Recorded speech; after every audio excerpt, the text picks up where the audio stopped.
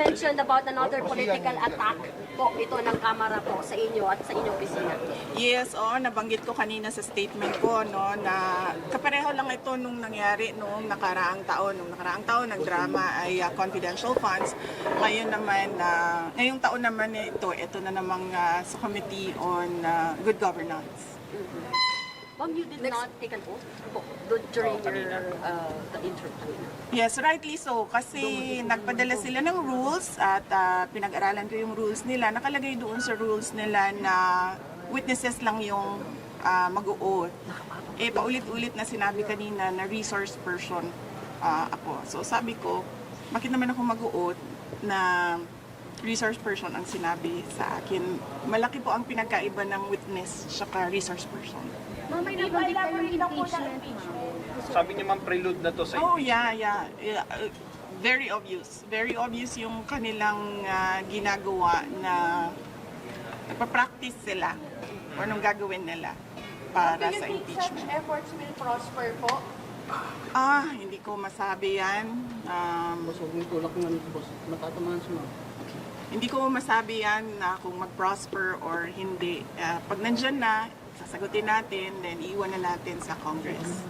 Ma'am, pero hindi po kayo sa mga binanggit sa privilege speech, yung gagawin nilang basihan for the, sabi ninyo ay impeachment possible. Ano po yung magiging tugon po ninyo doon sa mga nabanggit kanina? Antayin natin yung articles of impeachment. Doon tayo magbabase kung ano yung isasagot natin dahil hindi naman natin alam kung ano talaga yung final na isasulat nila. Nagte-testing sila ngayon kung ano yung gagawin nila. But how do you say, ma'am, na testing po ito for impeachment? Oo. Paano niyo po nasabi, ma'am? Kasi nagsabi na siya kanina, diba? Determination of malfeasance, non-feasance, misfeasance. So, ibig sabihin, merong ginawang mali. Vice, And you say, and that for you? bakit pumarap kayo sa mga congressman kahit alam nyo na kayo mismo yung iimbestigahan dito sa pagdinig? Opo, nakatanggap ako ng invitation mula sa kanila para sa pagdinig ngayong umaga na ito. At marami sa mga opisyal ng Office of the Vice President nakatanggap din ng invitation. And lahat sila, ako yung pinadala nila na authorized representative nila. Kaya nandito ako. Bakit hindi kayo nagdalawang isip na hindi lumalaw? Kasi no second budget committee hearing, hindi po kayo. Para matapos na kaagad, para masabi ko na kung ano yung posisyon ko at ma-lodge na kaagad dyan na nag-attend ang Office of the Vice President. Ma'am, sakaling ipatawag ulit kayo. 700 million na budget for 2025 na pre-propose ng House. Yes sir. Kung ano man yung budget na lalabas sa GAA, yun yung gagamitin ng Office of the Vice President. Dadalo po kayo sa September 23 plenary debates ng budget niyo po ng House?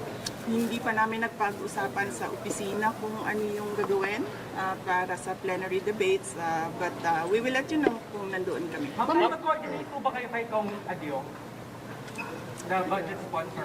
Sumulat siya sa aming opisina at sinagot ko siya, sabi ko nagsabit na kami lahat ng documents na kinakailangan nila at iniiwan na namin to the pleasure of Congressman Martin Romualdez ang budget. Ma'am, nung opening po nung plenary debate, sinabi po ni Martin Romualdez, ni Speaker po, na hindi daw ito tolerate ng House ang hypocrisy and Huwag daw magturo ng kamay. wag daw magturo ng kamay, ng mga daliri, kamay. Misuse of funds.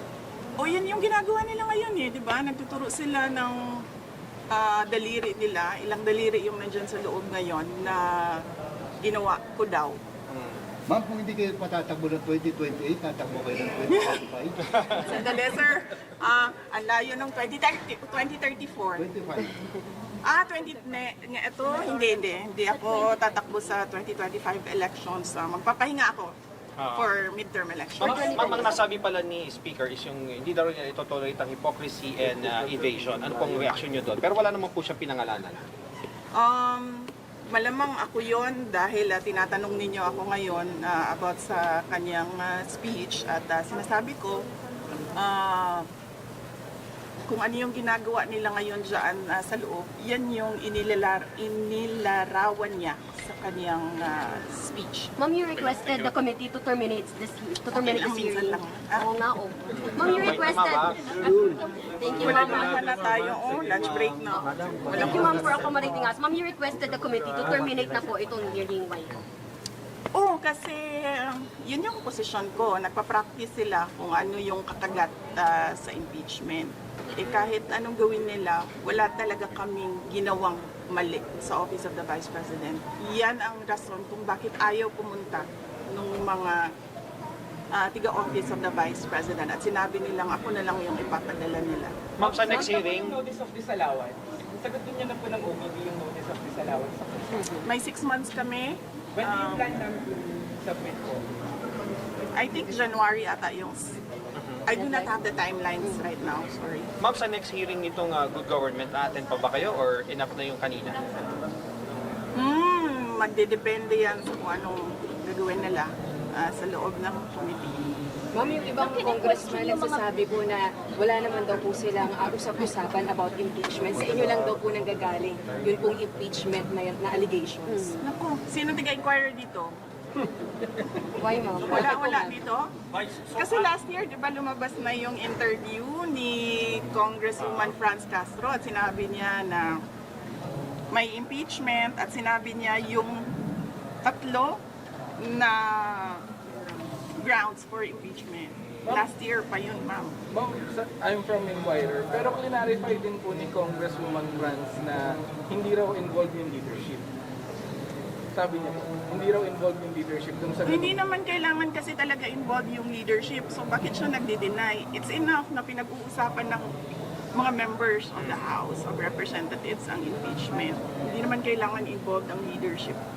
pero ano sinasabi ng mga kaibigan nyo? Ongoing pa rin ba yung usapan sa impeachment? O paano ba? Ano sinasabi sa inyo ng mga close friend nyo dito sa House?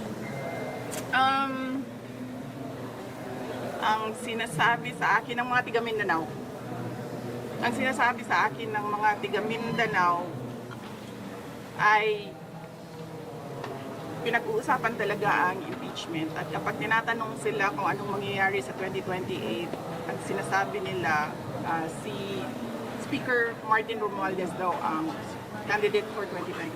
Ma'am, Si amid all... President Marcos, nagkausap na ba ulit kayo amid sa mga nangyayari na ito? Wala. Hindi naman kasi kami talaga nagkausap niyan. Hindi kami magkaibigan. Unang-una, nagkakilala lang kami dahil naging running mate kami. So, bago pa man kami naging running mates, hindi na kami nag-uusap. Nagkausap lang kami during campaign at dahil sa trabaho noon. Basta ngayon, hindi na kami Pero ma'am, nag-uusap. kailan po yung last na Ang kaibigan ko talaga si Senator Amy Marcos. Kilala niya ako since 2012. Pero ma'am, kailan po yung last na pag-usap niyo po ng Nung nag-tender ako ng resignation, yun yung last na nagkausap kami ni President Ma'am, do you Marcos. think kung si President Marcos magsalita para sa inyo on behalf of you, baka maayos kaya itong nangyayari dito sa Kongreso? Alam nyo, kasi madami hindi nakakilala sa akin, pero mag-share ako konti ng ugali ko. Hindi ako humihingi ng tulong. Alam yan ng tatay ko, naging mayor siya, naging president siya. Hindi ako humihingi ng tulong talaga. Kaya nga kanina kung nakita ninyo, kung nakita ninyo, lumapit ako kay Congresswoman Gloria Arroyo. Sinabihan ko siya, ma'am, huwag ka na magpa-stress. Dahil dito sa ginagawa nila sa akin, kaya ko ito. Don't stress yourself about it. Yan din ang sinabi ko kay Congressman Marcoleta. Ma'am, sa gitna po ng lahat ng ito, how are you po? How do you feel about what's happening right now? And you mentioning even about the impeachment complaint or possible. Iniisip ko lang na kapartihan ng journey ko as a government official, yung lahat ng nangyayari ngayon. Ma'am, sa tingin niyo po may hand si PBBM sa nangyayari ngayon dito sa Congress? Actions against you and the Duterte family. Sa tingin niyo may hand si Pangulo? Ma'am, hindi ko sagutin yan kasi sarcastic yung sagot ko dyan. Next. So, kumusta si Presidente Duterte? Kumusta yung mga advice niya sa inyo sa nangyayari ngayon na Bibi? Okay naman ata siya.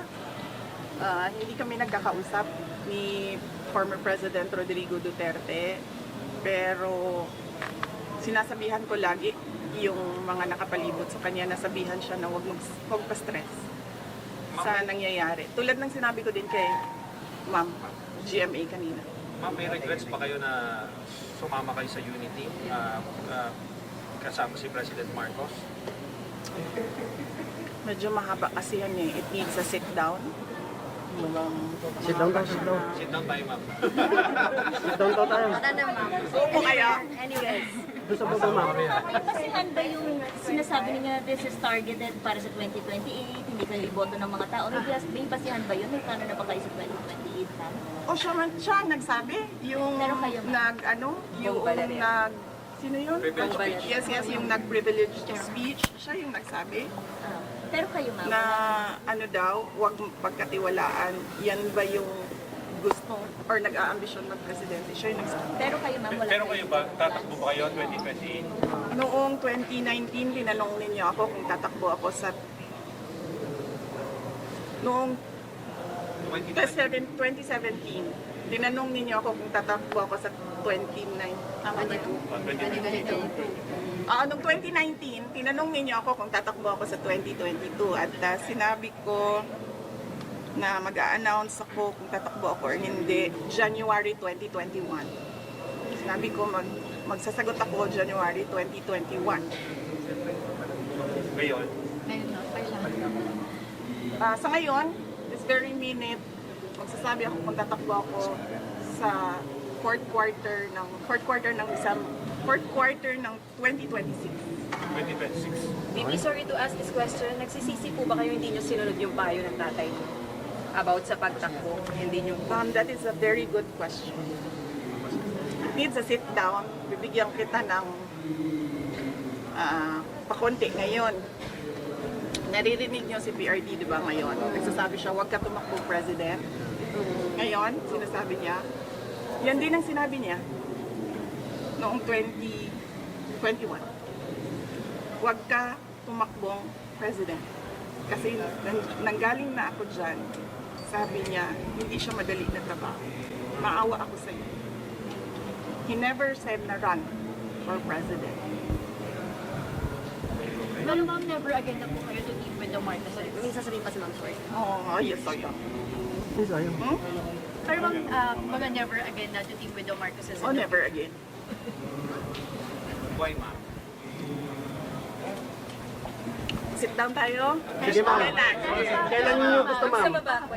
Sa baba, ma'am. Ma'am, last question na lang. You kind of turned emotional when we asked you kamusta ka na kanina and you not asking for help to anyone and even kay CGMA, kay Kung Ma'am. makikita niyo, di ba, kahit asawa ko, wala siya dito. Hindi ako tao na humihingi ng tulong. Sinabihan ko lang yung asawa ko kanina, sabi ko, maganda ka lang. Kasi sabi niya magluto ako, sabi ko, okay, sige, magluto ka lang for dinner. Sit down natin, ma'am. Kailan, Ma'am? Sit down. Ma'am, kailan niyo sit down? Sharean na lang kita. Joke lang. tanggalin nyo ba? Ma'am, sharean ko sila. Pag ano na, ayusin na namin. Ayusin namin. Thank you, Ma'am. Salamat po.